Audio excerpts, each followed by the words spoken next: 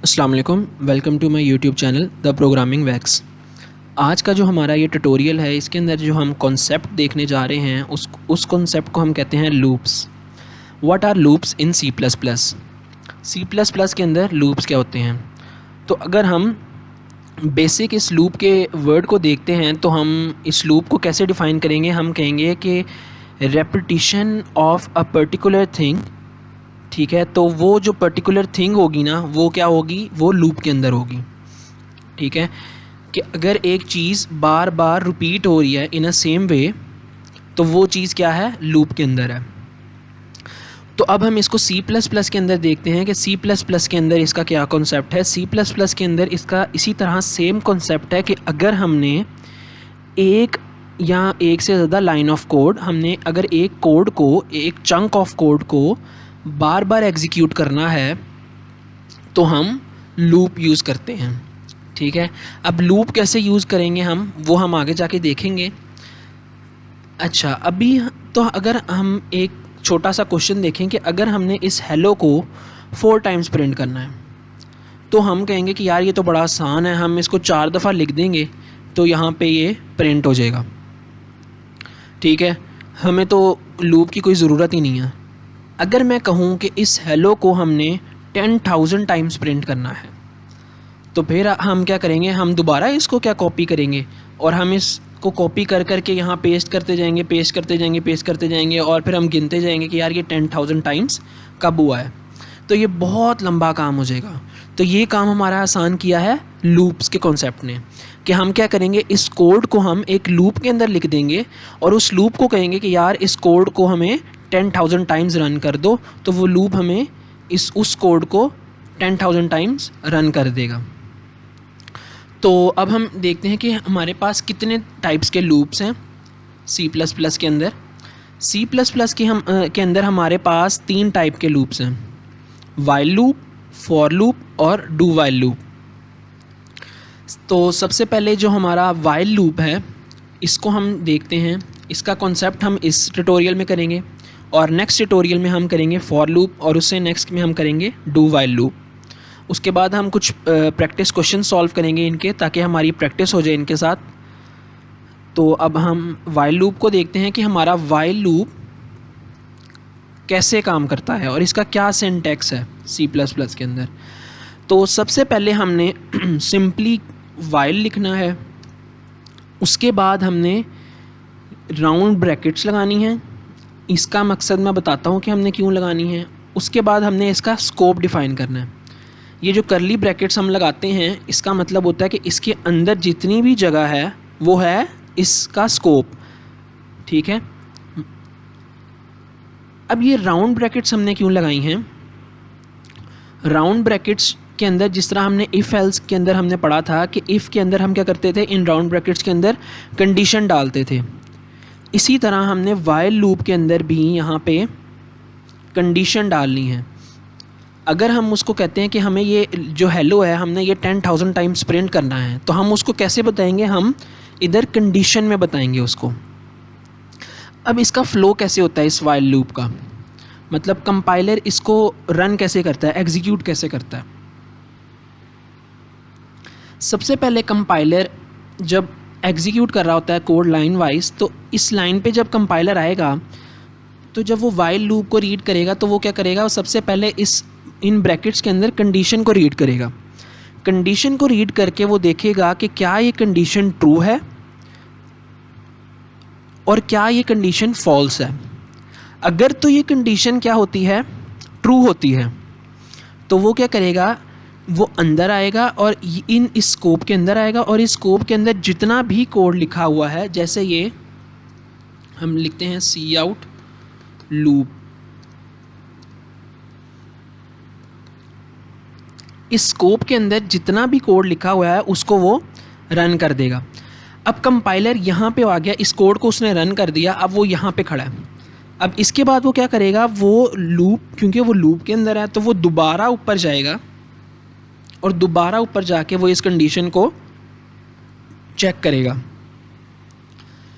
अब वो इस कंडीशन को चेक करेगा और वो दोबारा से देखेगा क्या ये कंडीशन अभी भी ट्रू है, और अगर ये कंडीशन दोबारा ट्रू होती है तो वो क्या करेगा, वो दोबारा अंदर आएगा इस स्कोप के और ये कोड जो है वो दोबारा रन कर देगा।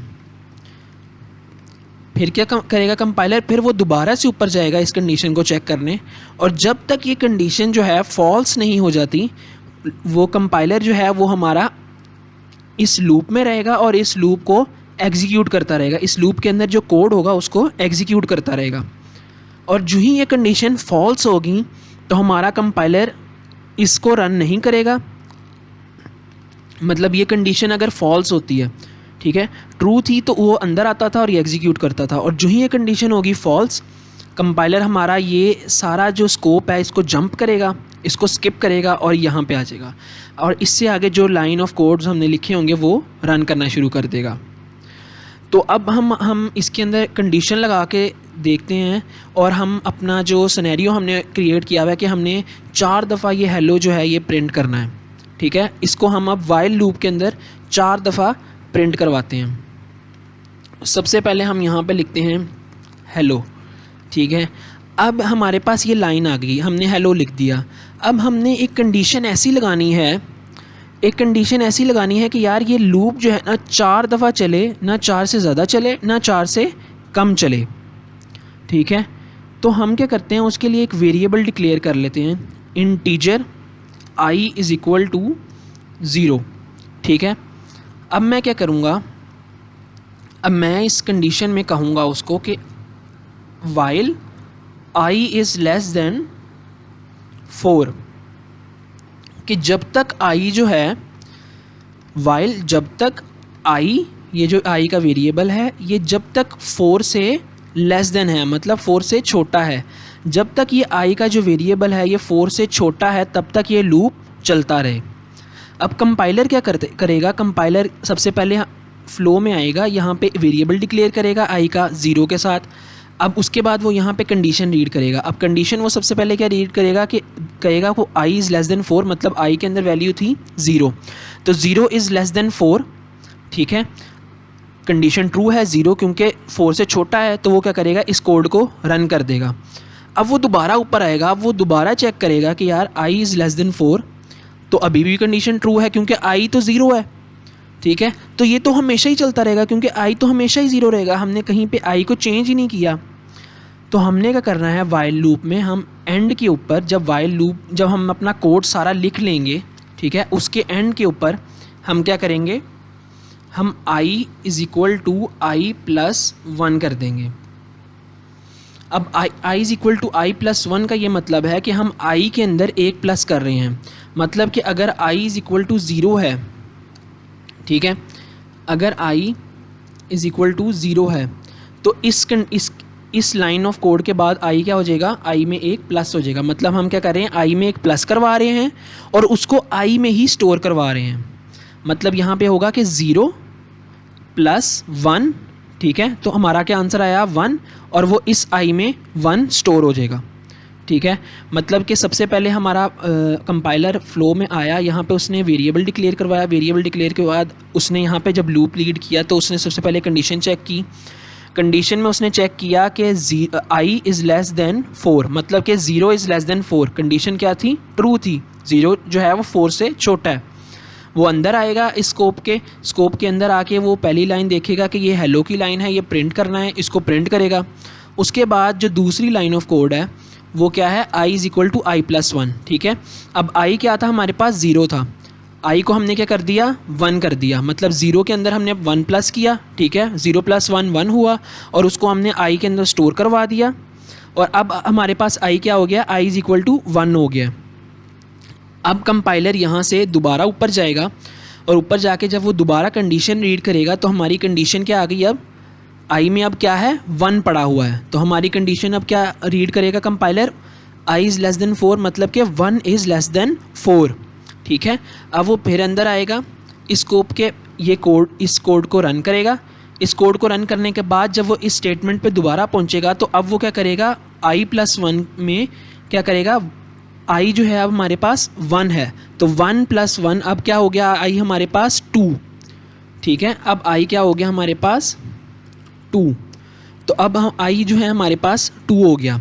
अब कैसे 2 हुआ कि i जब हमने लास्ट टाइम हमने आई को 1 किया था, तो अब आई के अंदर 1 स्टोर्ड है, तो 1 + 1 2 होगा, और हम अब उस 2 को आई में ही स्टोर करवा रहे हैं।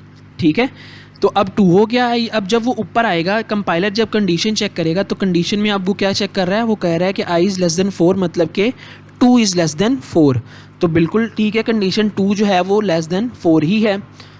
वो अंदर आएगा, इस कोड को रन करेगा, इस कोड के बाद इस लाइन पे आएगा। तो अब हमारे पास आई क्या था, 2 था, तो 2 के अंदर वो क्या करेगा, +1 करेगा।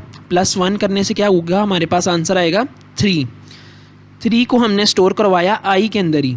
ठीक है, अब आई हमारे पास क्या हो गया, 3। अब आई जो है हमारे पास वो हो गया है 3। अब कंपाइलर यहाँ से दोबारा ऊपर जाएगा, वो वाइल की कंडीशन चेक करेगा, और वाइल की कंडीशन में अब वो क्या चेक करेगा कि आई इज़ <4, मतलब कि आई में क्या पड़ा हुआ है अब 3, मतलब कि 3 इज़ <4, कंडीशन ट्रू है। वो अंदर आएगा, वो इस लाइन ऑफ कोड को दोबारा रन करेगा, उसके बाद वो इस लाइन पे आएगा। अब आई क्या था हमारे पास, 3, ये आई हमारे पास 3 था। तो अब 3 के अंदर जब हम +1 करेंगे, तो अब हमारे पास क्या आंसर आना चाहिए, 4, और उस 4 को हमने किस में स्टोर करवा दिया, आई के अंदर ही दोबारा। तो अब हमारे पास आई क्या हो गया, अब हो गया हमारे पास आई 4। अब कंपाइलर ऊपर जाएगा, इस वाइल की कंडीशन को रीड करेगा, और इस वाइल की कंडीशन में क्या लिखा हुआ है, आई इज़ <4, मतलब आई जो है वो 4 से छोटा है। ठीक है, अब लेकिन हमारे पास अब आई क्या है, हमारे पास आई की वैल्यू है 4, मतलब कि 4 = 4 हो सकता है, क्योंकि 4 4 के बराबर है, लेकिन 4 4 से छोटा नहीं है। तो अब ये कंडीशन क्या हो गई, फॉल्स, क्योंकि हमने कहा हुआ है कि आई जो है हमेशा 4 से छोटा रहना चाहिए। तो जो ही ये कंडीशन फॉल्स होगी, हमारा कंपाइलर क्या करेगा, इसको स्किप करेगा सारे कोड को, इसको अब वो इस स्कोप को जंप करेगा और साथ ही यहाँ पे आ जाएगा। ठीक है, अब हम इस लूप को रन करके देखते हैं कि हमारा आंसर ठीक आता है कि नहीं। हमने इसको रन किया, जो ही हमने इसको रन किया, तो अब आप देख सकते हैं कि हमारे पास आंसर क्या आ रहा है, 4 टाइम्स हेलो। ठीक है, सबसे पहले हमारा इसी तरह कंपाइलर आएगा, वो कंडीशन चेक करेगा, अंदर जाएगा, कोड को रन करेगा, कोड को रन करने के बाद एक वैल्यू इंक्रीमेंट करेगा आई की, और वो ऊपर जाएगा, फिर दोबारा कंडीशन चेक करेगा। इस तरह जो है हमारा ये वाइल लूप चलता है। तो अगर हमने इसकी एंडिंग कंडीशन पे भी हम एक चीज़ प्रिंट करवा देते हैं कि end of loop and L, और साथ में हम आई की वैल्यू भी प्रिंट करवा लेते हैं, कि हम देखते हैं कि अब हमारी आई की वैल्यू क्या है। ठीक है, तो अब हम इसको दोबारा रन करते हैं। दोबारा रन करने के बाद अब आप देख सकते हैं कि हमारी आई की वैल्यू, ये 4 टाइम्स लूप चला, 4 दफ़ा हेलो प्रिंट हुआ। हेलो प्रिंट होने के बाद हमारा ये कोड रन हुआ एंड ऑफ लूप वाला, और उसके बाद उसने आई की वैल्यू 4 बता दी। ठीक है, तो उम्मीद है कि आपको इस वाइल लूप की कुछ समझ आई होगी। तो नेक्स्ट लेक्चर में हम फॉर लूप को देखेंगे, और उसके बाद हम इनके कुछ प्रैक्टिस क्वेश्चंस करेंगे, ताकि हमें ये इनके कॉन्सेप्ट जो हैं वो क्लियर हो जाएं। तो थैंक यू फॉर वॉचिंग।